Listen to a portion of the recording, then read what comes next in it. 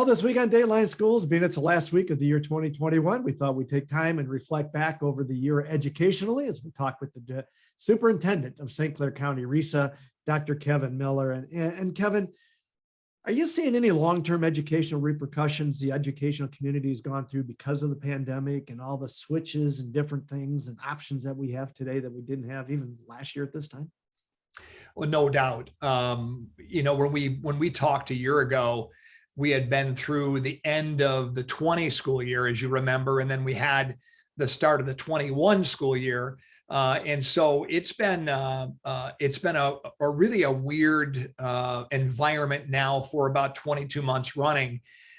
But we still talk, constantly within RESA and with our administrators around the area, with our counselors. One thing great about RESA is we're kind of the location where all of these monthly or quarterly meetings take place with all of our groups, whether it be elementary principals, middle principals, high school principals, counselor groups, our curriculum directors. We all assemble together, and whether it's virtual or in person, we've been continuing to talk about the same types of things. And that's how can we give the best education possible to our students. And so I can tell you that we've been doing that despite everything that's been going on around us. We've continued to have those conversations.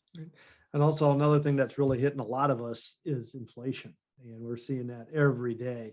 How's that impacting our local districts? And are we looking pretty good financially going into 22?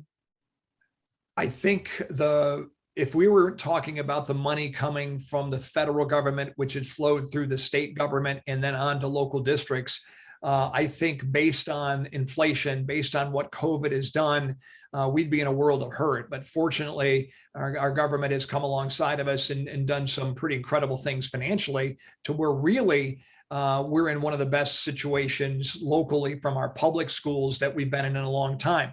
Interestingly, East China is in the midst of a renovation approved by their voters a year ago. And it's a hard time right now to be in the middle of a renovation because costs have skyrocketed sometimes 2, 3, 4 times what they would have been.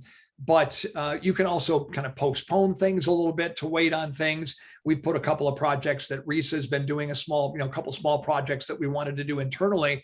We put those on hold because of inflation, and we're hoping to see prices now come down over 2022. More tomorrow for Dateline Schools. I'm Terry.